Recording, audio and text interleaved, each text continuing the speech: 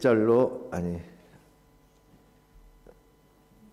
잠깐. 네, 5장 17절로 20절까지. 맞죠? 네, 5장 17절로 20절까지 우리 다 같이 일어나셔서 한 목소리로 하나님의 말씀 받도록 하겠습니다. 함께 읽겠습니다. 내가 율법이나 선지자를 폐하러 온 줄로 생각하지 말라. 폐하러 온 것이 아니요 완전하게 하려 함이라. 진실로 너희에게 이르노니 천지가 없어지기 전에는 율법의 1.1획도 결코 없어지지 아니하고 다 이루리라. 그러므로 누구든지 이 계명 중에 지극히 작은 것 하나라도 버리고 또 그같이 사람을 가르치는 자는 천국에서 지극히 작다 일컬음을 받을 것이요 누구든지 이를 행하며 가르치는 자는 천국에서 크다 일컬음을 받으리라. 내가 너희에게 이르노니 너희 의가 서기관과 바리새인보다 더 낫지 못하면 결코 천국에 들어가지 못하리라. 아멘. 살아계신 하나님의 말씀입니다.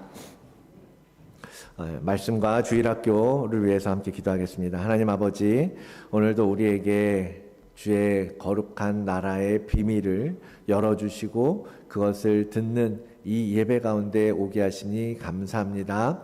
우리가 듣는 이 모든 말씀으로 하나님 우리의 심령의 모든 오해가 깨지고 모든 잘못된 생각들이 부서지고 오직 진리 안에 거하게 되는 능력이 되게 하여 주시옵소서. 특별히 우리 주일학교 어린 자녀들 하나님의 말씀으로 양육하고 주님의 말씀으로 그들의 심령 속에 새겨넣기를 원합니다.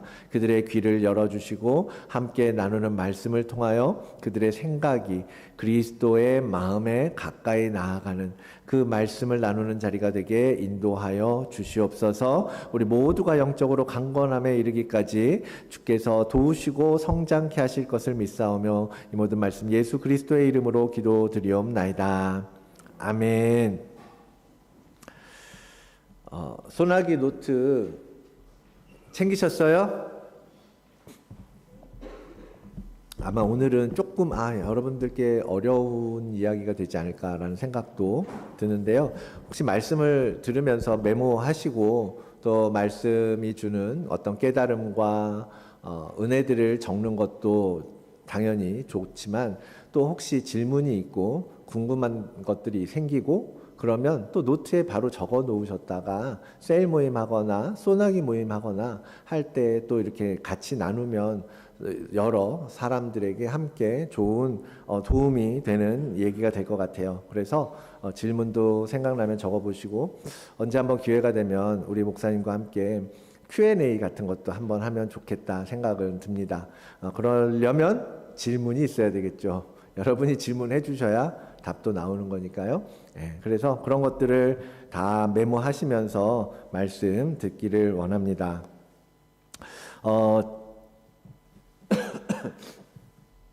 마지막 순서에 성도에게 빛과 소금이라는 정체성에 대해서 함께 나누었었습니다.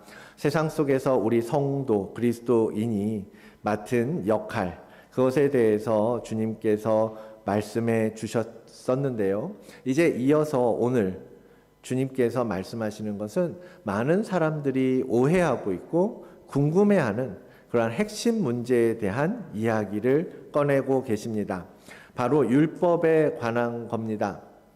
오늘 본문부터 이어지는 남은 5장의 내용은 이 구약의 율법에 대한 새로운 해석, 신약적인 해석을 제시해 주는 부분입니다. 그 율법에 대한 설명을 시작하시면서 주님께서는 율법에 대해서 자신의 입장을 밝히고 계시는 거죠. 주님은 먼저 이렇게 말씀하십니다. 나는 율법이나 선지자를 폐하러 온 것이 아니다. 오히려 그것을 완전하게 하려고 왔다라고 먼저 선언합니다.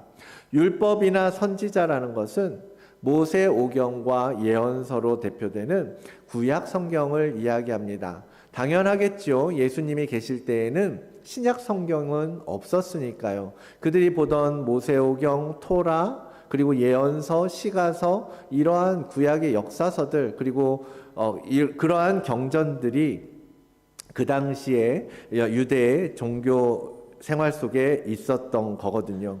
바로 그 율법과 선지자, 구약 성경에 대해서 주님은 그것을 나는 완전하게 하기 위해서 왔다라고 말씀하시는 겁니다. 사람들은 지금까진 그랬어요. 예수님이 여러 모양으로 사역하시고 가르치시고 할 때 저 사람의 모습과 행동을 보니까 저 사람은 우리가 지금까지 잘 지켜오던 율법을 무너뜨리려고 온 사람이야 라는 생각들이 많은 사람들 생각 속에 있었어요. 그래서 예수 그리스도는 기존의 율법을 깨기 위해서 왔다라고 생각했던 겁니다. 그러한 사람들의 그 오해가 있었기 때문에 주님은 이제 산 위에서 많은 사람들을 모아놓고 자, 율법과 주님의 관계, 주님께서 왜 그러한 일들을 행하고 계시는지 그러한 말씀을 가르쳐 주시기 시작하는 겁니다. 사람들이 오해하고 있다라는 것은 무엇인가? 왜 사람들은 주님에 대해서 그러한 오해를 하게 되었을까? 먼저 한번 생각해 보기를 원합니다. 유대인 지도자들의 입장에서 한번 보죠. 종교 지도자들, 그들은 평생 오랜 시간 동안 조상의 조상을 따라 율법을 지키며 하나님을 믿어왔던 사람들입니다. 그들에게 율법이라는 건 곧 신과 같은 거였어요. 하나님의 말씀이었고 그들의 삶을 지키는 생명줄과 같은 것이었습니다. 왜냐하면 그 율법을 무시하고 어기는 순간 어떻게 돼요? 죄인이 되고 그렇게 죄인으로 낙인 찍히고 사회 속에서 제대로 대접받지도 못하고 부정한 자로 취급받고 말 것이기 때문입니다. 그렇게 율법이 최고의 권력을 가지고 있던 그 시절에 주님께서 와서 하는 행동들을 보니 정말 기가 막힐 노릇이었던 거예요. 주님이 무슨 일을 하셨습니까? 어떻게 사역을 하셨습니까? 먼저 주님은 안식일을 지키지 않았어요. 적어도 표면적으로는 그랬습니다. 안식일에 관한 규례들이 어마어마하게 많았는데요. 몇 보 이상을 가면 안 된다, 손 하나도 까딱해서는 안 된다 할 정도로 철저하게 안식일을 거룩하게 지키겠다라는 일념 속에 많은 율법과 규례를 만들어 놓았던 그 시대에 주님은 뭘 했습니까? 안식일에 의술을 행하여 사람을 고치시고 안진뱅이를 일으키시고 눈먼 자를 눈뜨게 하시고 미리삭을 잘라 먹으면서 미리삭을 잘라 먹었다라는 건 추수하는 노동을 했다라는 의미예요. 그러면서 안식일을 어겼다라는 거예요. 그런 장면들이 수시로 그의 사역 속에 드러나고 보여졌기 때문에 이 정도면 저 사람은 대놓고 율법을 무시하러 온 거 아니냐라고 바리새인이나 율법교사들, 제사장들이 같은 종교 지도자들은 평가하고 있었다라는 거예요. 또 주님께서 사역하신 가운데 많이 했던 것이 만났던 사람들이 누굽니까? 바로 죄인이었어요. 세리와 같은 사람들, 그리고 가늠한 여인들, 부정한 자들을 만나주시고 그들을 위로해 주셨습니다. 이처럼 죄인과 어울린다라는 건 그 당시 종교인들에게, 유대인들에게는 센세이셔널한 사건이었던 거죠. 더하여서 주님은 계속해서 어떤 일을 합니까? 신성모독을 하면서 다녔어요. 그들의 입장에서 이야기하는 겁니다.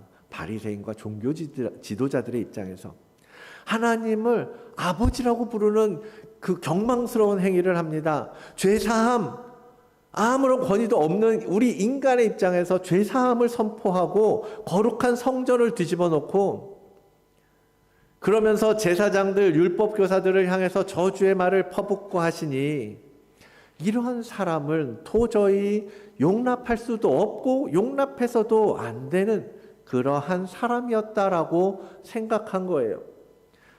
이 예수라는 인물이 행하는 행위 속에서 어디서 율법에 대한 경외심을 볼 수 있었겠냐고요. 그들이 생각하는 율법에 대해서. 그러니 종교 지도자들은 예수를 볼 때 저 사람은 수천 년 동안 우리가 쌓아왔던 이 율법을 무너뜨리려고 하는 악당이야, 빌런이야 라고 생각하고 거짓 선지자라고 정죄할 수밖에 없었던 거죠. 그런데 그들이 오해하고 있는 게 뭡니까? 율법이라고 말하는 율법에 대한 기준이 달랐어요. 기준이.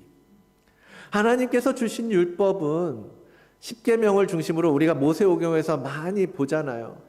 그 부분에 써 있는 거예요. 그 부분은 하나님께서 직접 이스라엘 백성들에게 수여하셨던 율법이란 말이죠. 그 모세오경에 나와 있는 그 율법을 중심으로 그 말씀을 지키고 행하는 것, 그렇게 하려고 노력했던 것, 거기까지는 좋았습니다. 그런데 그들은 그 율법을 더 잘 지키겠다라고 하는 어떤 그러한 그 관념 속에 수많은 세부적인 규례들, 규칙들을 만들어 놓고 본질과 상관없는 형식, 그것에 치우쳐 사람들을 정죄하고 예수님을 비난하고 있다라는 거예요. 그들의 율법의 기준이라는 건 결국 뭐예요? 자기들이 만들어 놓은, 부차적으로 덧입혀 놓은 그러한 조항들, 그것에 빠지는 걸 율법주의라고 이야기합니다. 그 율법주의에 스스로 얽매여서 정작 하나님께서 그들에게 명하시고 주셨던 율법의 본질적인 내용들, 하나님의 마음들, 그런 것은 잃어버린 채 종교 생활을 하게 만들어 버렸다라는 겁니다. 그러한 관점에서 종교 지도자들은 예수 그리스도의 행위에 대해서 율법을 파괴하는 것이라고 이야기하고 있었던 거죠. 반면에 수많은 유대인들, 백성들은, 시민들은 또 다른 의미로 예수님을 바라보고 있었습니다. 율법으로부터 자유롭게 활동하시는 저 선생님의 자유로움에 관심을 가졌던 거예요. 왜죠? 말씀드렸던 것처럼 이 율법에 얽매여서 살아가는 사람들이었잖아요. 이 율법을 한 톨도 어겨서는 안 되고 그 율법을 벗어나면 종교 지도자들에 의해서 고통을 받을 수밖에 없기 때문에 그 율법이 종교 지도자들에 의해 백성들의 삶을 얽매는 도구가 돼버렸잖아요. 1년에 몇 차례씩 모든 남자들은 예루살렘의 절기를 지키러 와야 한다. 희생제물을 드리고 번제를 드려야 한다. 너희가 부정에 접하게 되면 이러이런 일들을 해야 한다. 구체적인 어떤 일들에 대해서 회개하고 제사를 드려야 되고 성전에 와서 절기를 지켜야 되고, 좋든 싫든 그들에게 이러한 제사에 관한 율법과 규례들은 너무나 무거운 짐이었거든요. 십계명만 해도 생각해 보십시오. 그들에게 있어 이 모든 율법 규정들의 가장 모체가 십계명이잖아요. 근데 이 계명들 여러분 지키기가 쉽습니까? 결국 쉽지 않았단 말이에요. 사회도덕법, 부모를 공경하라, 거짓말하지 마라, 남의 것을 탐하지 마라, 간음하지 마라, 이런 계명들만 해도 얼마나 무겁게 느껴졌는지 모릅니다. 그러한 율법에 매여 있던 그들에게 예수님의 그 모습, 율법으로부터 자유롭게 활동하는 저 모습을 보면서 그 매이지 않는 모습을 저분은 율법에 전혀 매이지 않는 사람이라고 생각했던 거예요. 그러니까 그분이 이 율법이, 우리가 지금 이렇게 억눌려 있는 이 율법에 얽매여 있는 우리들을 이 율법으로부터 자유케 해주시고 해방시켜 주실 거라고 기대했던 거예요. 저분이 이 율법을 완전히 다 깨트려서 우리도 율법에서부터 자유로워졌으면 좋겠다, 그런 기대를 했던 거죠. 이렇게 서로 다른 관점이지만 그 사람들을 앞에 두고 주님은 지금 선언하고 계시는 겁니다. 나는 너희들이 생각하는 것처럼 율법을 깨러 온 게 아니야. 너희들이 기대했던 것처럼 새로운 율법을 세우고 새로운 언약을 맺으려고 온 것이 아니라 이 율법을 완성하고 더 단단하게 만들기 위해 왔다라고 선언하고 계시는 거예요. 사람들이 들을 때 얼마나 당황스러운 선언이었겠습니까? 하신 행동을 봤을 때는 율법을 깨트리려고 오신 줄 알았는데 그게 아니라고? 오히려 주님께서 지금 말씀하시는 느낌은 뭡니까? 율법을 더 공고하게 하겠다라는 거예요. 굳건하게 만들겠다라는 심산처럼 들리기까지 했다라는 거예요. 율법의 1.1획도 결코 없어지지 않을 것이다. 이루어질 것이다. 무슨 말이에요? 세상이 끝나더라도, 세상이 끝나는 날이 와도 율법에 기록된 단 한 글자도 없어지지 않고 이루어질 것이다 라고 말씀하시는 거잖아요. 그러니 율법을 오히려 더 견고하게 하고 있다라고 사람들은 들었던 거예요. 느꼈던 거예요. 아니, 저 사람 도대체 뭐지?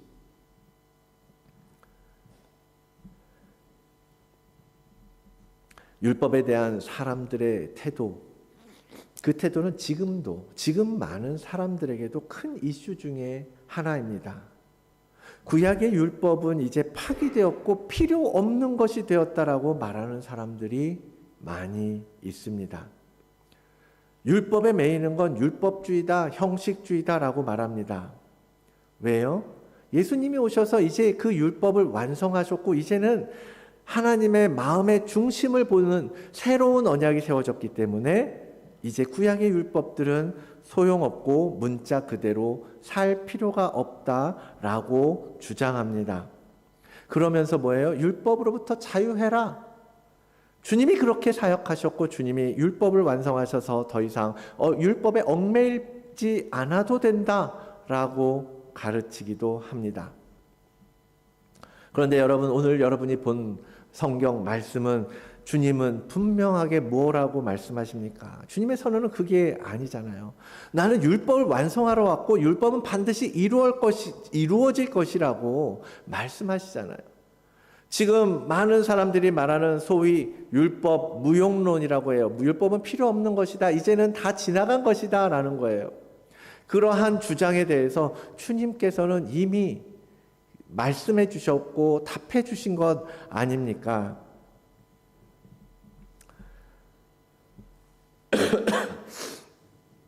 사랑하는 성도 여러분, 분명하게 이해하시기를 바랍니다. 주님은 율법을 없애려고 오신 것이 아니라 반대로 율법을 완성하게 하시기 위해서 오셨다라는 거예요. 구약은 하나님의 말씀입니다. 하나님의 말씀은요, 결코 다시 써지거나 변개되거나 바뀌거나 없어지는 말씀이 아닙니다. 유효기간이 있는 말씀이 아니에요. 언제까지 유효하고 이제 그 다음에는 아닌 게 아니라는 거죠. 하나님이 어떻게 그렇게 일관성 없는 그런 분이시겠습니까? 스스로 말씀하시고 스스로 명령하시고 스스로 가르치셨던 그 모든 말씀을 이젠 안 지켜도 돼 라고 하실 수 있겠냐고요. 하나님의 말씀은 그 당시 예수 그리스도의 시대뿐만 아니라 오늘 우리 그리고 이후에 심판이 이루어지는 그날까지도 여전히 유효한 하나님의 말씀이라는 겁니다.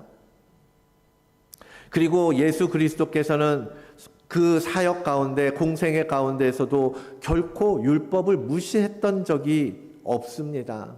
예수님이 이 땅에 오시는 첫 순간부터 마리아의 몸에 동정녀 마리아를 통하여 이 땅에 오시는 그 순간부터 모든 율법과 예언의 성취를 완성하는 방향으로 움직이시며 사역하시지 않았습니까?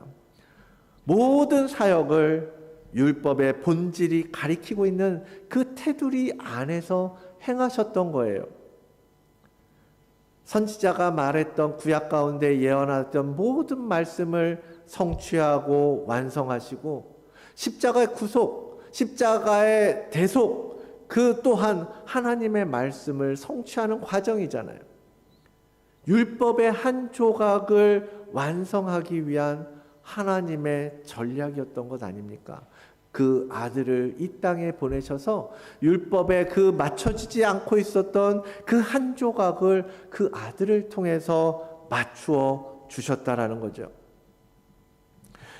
그래서 구약 성경의 말씀을 나와는 상관없는 것처럼 그냥 참고적인 자료로만 생각해서는 안 될 것입니다. 무시해서는 안 됩니다. 우리가 구약을 볼 때, 이건 옛날 언약이고 이스라엘 백성들에게 속하는, 해당되는 말씀이고, 이제는 우리에게는 신약 성경이 있으니까 구약은 안 봐도 돼. 극단적으로. 그러한 생각을 가져서는 안 된다라는 겁니다. 구약 없이 신약을 말할 수는 없는 거거든요. 구약 없이 신약만으로 하나님을 알고 예수 그리스도의 대속의 사역을 이해할 수 없지 않겠습니까?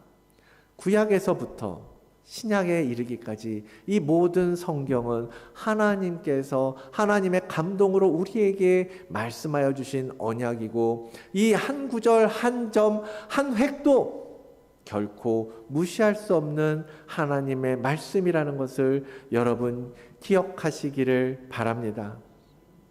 다만 구약을 볼 때 그 속에 있는 율법과 절기와 같은 유대적 전통들을 이해하려고 할 때에 서기관들이나 바리새인들이 보는 것처럼 똑같이 보면 안 되겠죠. 이제는요, 달라져야 되겠죠. 그들은요, 문자 그대로 이해하고 그렇게 살면 율법을 잘 지키고 사는 것이라고 생각했거든요. 예를 들면 살인하지 마라, 십계명에 명령하고 계십니다. 다음에 계속해서 이어서 나오겠지만, 이런 살인하지 말라고 하는 율법을 대할 때 실제적인 살인만 아니면 율법을 어기는 건 아니야 라고 그 당시 그 시대 종교인들은 생각하고 판단했던 거예요. 근데 우리가 앞으로 보겠지만 주님의 해석은 다르잖아요. 예수 그리스도를 통해서 여러분 율법을 봐야 되는 거죠. 구약을 봐야 되는 겁니다.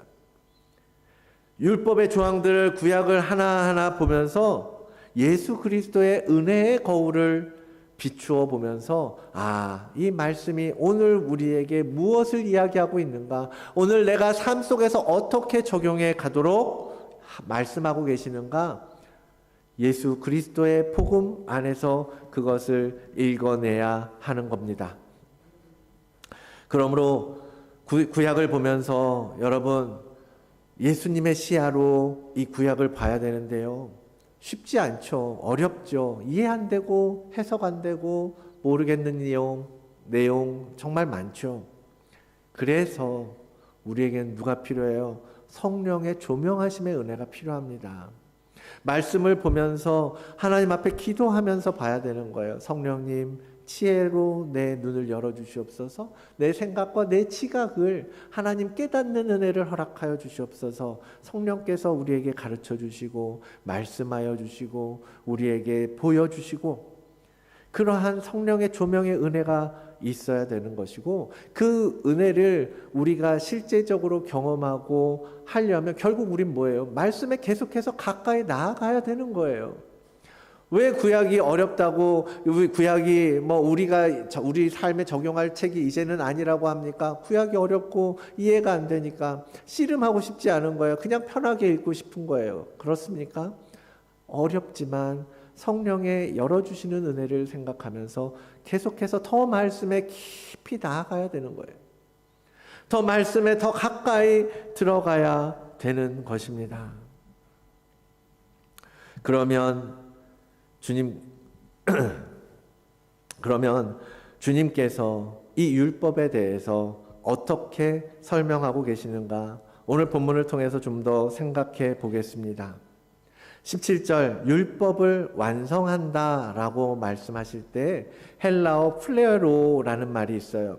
그 의미가 뭐냐면 가득 차게 한다, 충만하게 한다, 그러한 의미가 있습니다. 저는 이 단어를 묵상하면서 율법이라는 게 어떤 죄의 울타리잖아요. 여기 넘어가면 죄야 라고 해서 우리가 그 몽학 선생이라고 하죠. 초등학교 교사라고 하죠. 여기 넘어가면 안 돼 라고 가르쳐주는 역할을 하는 것이 율법입니다. 그런 율법이라는 울타리가 세워진 어떤 공간이 상상이 됐어요. 황량하고 메마른 땅에 그냥 울타리만 덩그러니 쳐 있는데요, 그 울타리를 넘어가면 죽음이 있다라는 거예요. 그런데 그 안에서는 목마르고 자꾸 밖으로 나가고 싶은 욕망이 생기고 바깥 세상에 대한 호기심이 생기고, 그래서 사람들이 자꾸만 울타리를 넘습니다. 왜요? 그 안에서는 이 갈급함을 채워줄 무엇이 없다라고 착각하고 있는 거예요. 이 안에서 그 답을 찾지 못하니까 자꾸 나가서 바깥에서 우리의 육신의 어떤 그 정욕을 채우는 무엇에 자꾸 관심을 갖게 되는 거죠. 그런데 이 플레로라는 단어를 묵상하면서 그 빈자리, 그 빈약하게 있던 그 공간이 예수 그리스도가 오심으로써 가득 채워지게 된 그곳을 상상할 수 있었던 거예요. 복음으로 그곳을 채워주셨고 은혜로 채워주시고 생명으로 주께서 채워주신 거예요. 기쁨과 평안으로 충만하게 채워주신 그곳에서는 이제 더 이상 율법이 우리를 옥죄는 감옥이 아니라 거꾸로 우리를 보호하는 안전망이 되어줄 수 있게 된 것입니다.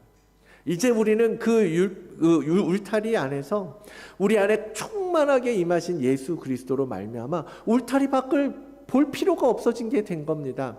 나아가서 우리가 더 원하고 바라고 갈망하는 그 무엇을 향하여서 울타리 밖을 쳐다보고 욕심내고 나가고 싶고 호기심 낼 이유가 없는 거예요. 왜? 이 안에서 예수 그리스도로 인해서 우리 안에 이미 충만하게 채워져 있기 때문에 굳이 나갈 이유가 없는 거죠. 나가봤자 고생인걸요. 집 나가면 고생이라고. 집안에 이미 우리가 살 수 있는 모든 것들이 있기 때문에 우린 집에 있을 때 가장 안정감을 누리고 가장 평화롭고 가장 마음의 안정을 누릴 수 있지 않습니까? 아이들이 담장을 의식하면서 집안에서 놉니까? 담장과 상관없이 그 집안에서 형제들과 엄마 아빠와 가족들과 함께 즐겁게 어울리는 거잖아요.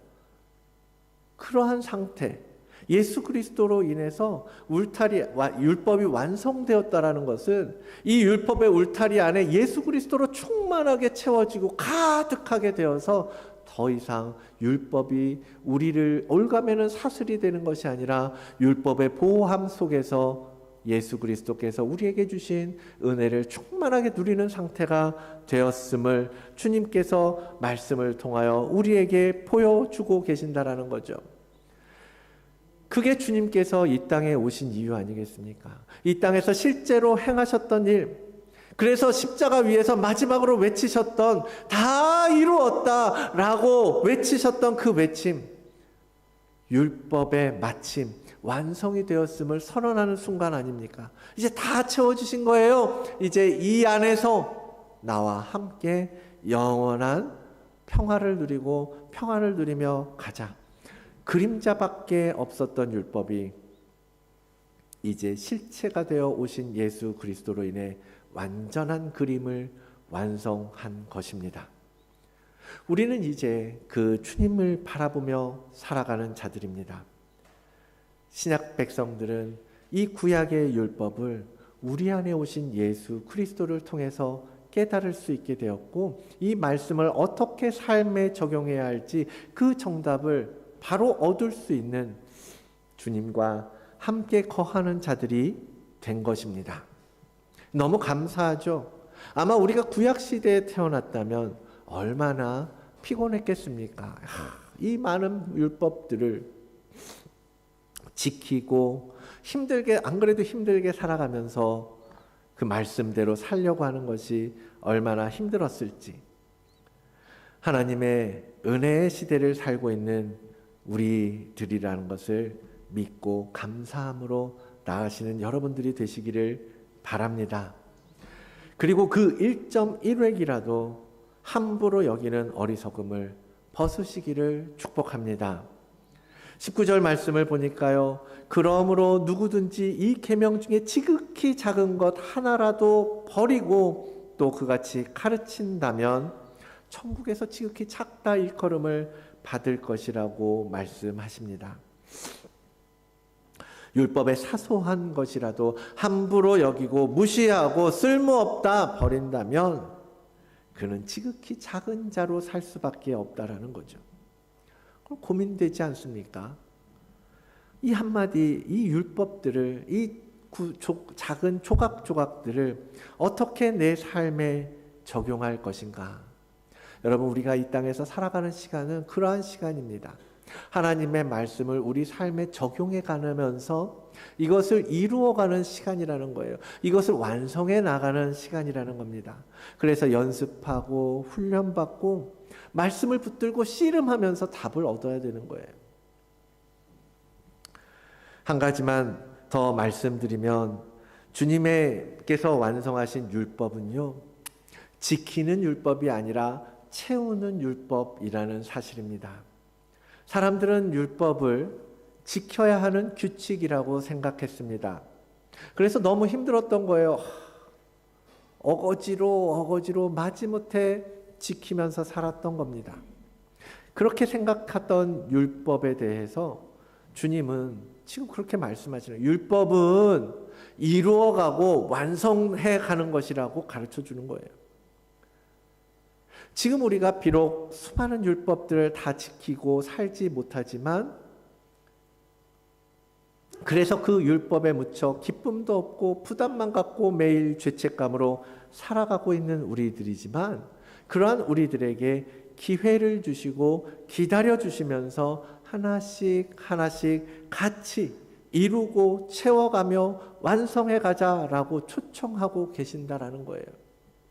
얼마나 감사합니까? 원래 규칙이라는 게 그렇잖아요. 법이라는 게 그렇잖아요. 어기는 게, 지키는 거 아니면 어기는 거예요. 그렇죠? 지키면서 살든가 아니면 어기면서 살든가. 그런데 주님께서 지금 말씀하시는 건 뭐예요? 진행형이라는 거예요. 서서히 이루어가고 서서히 완성되어져 가는 율법이라고 말씀하시는 거예요. 율법을 어기면 죄인의 낙인이 찍히는 거라고 생각했는데 주님은 괜찮다. 우리 하나씩 같이 만들어가자. 이제 나와 함께 거하면서 이 죄를 나의 의로 바꾸어 가자라고 말씀하시는 거예요. 아마도 앞으로 보게 될 산상수훈의 구체적인 도덕법들, 윤리적인 것들, 종교적인 주님의 설명 보면 불편한 구석이 한둘이 아닐 겁니다. 왜요?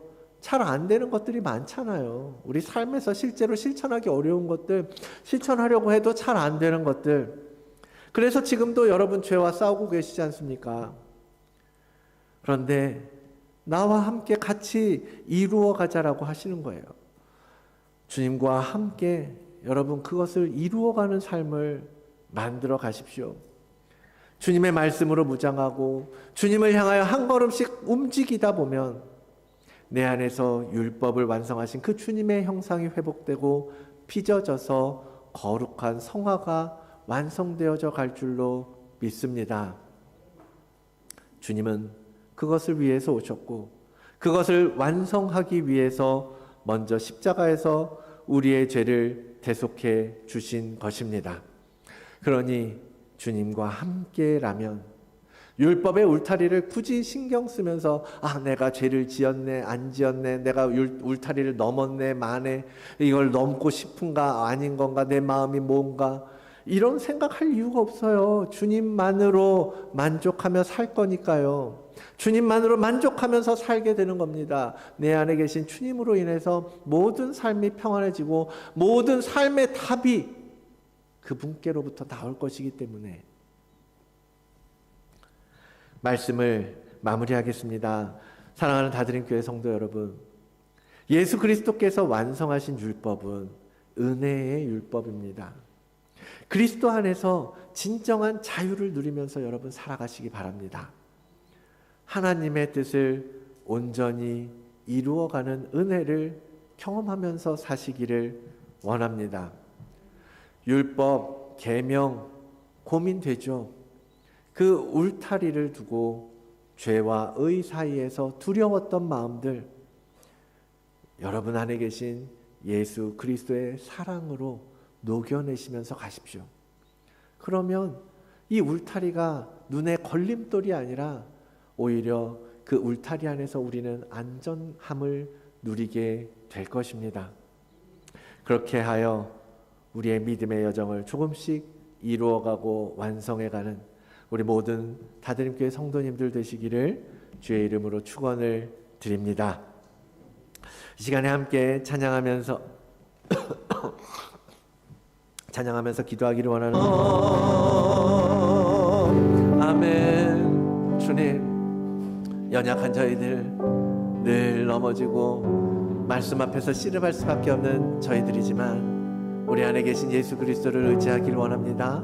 주님을 붙들고 주님과 함께 동행하며 주님 안에 거하여 아버지 하나님의 말씀을 이루어가는 우리 성도 되게 하여 주시옵소서. 주의 자녀들 매일매일 아버지 하나님 조금 더 앞으로 나아가며 조금 더 성장하고 조금 더 발전하여 거룩한 아버지 하나님의 말씀을 완성되어져 가는 그날까지 아버지 하나님 힘을 다하여 나아가는 저희들 에게 은혜 더하여 주시옵소서. 그렇게 일하실 하나님을 찬양합니다. 아버지 하나님 말씀 가운데 우리 안에 심겨진 이 말씀으로 한 주간 살아가는 우리 모두가 되게 하여 주시옵소서. 감사하며 이 모든 말씀 마침이요 시작이 되신 예수 그리스도의 이름으로 기도드리옵나이다.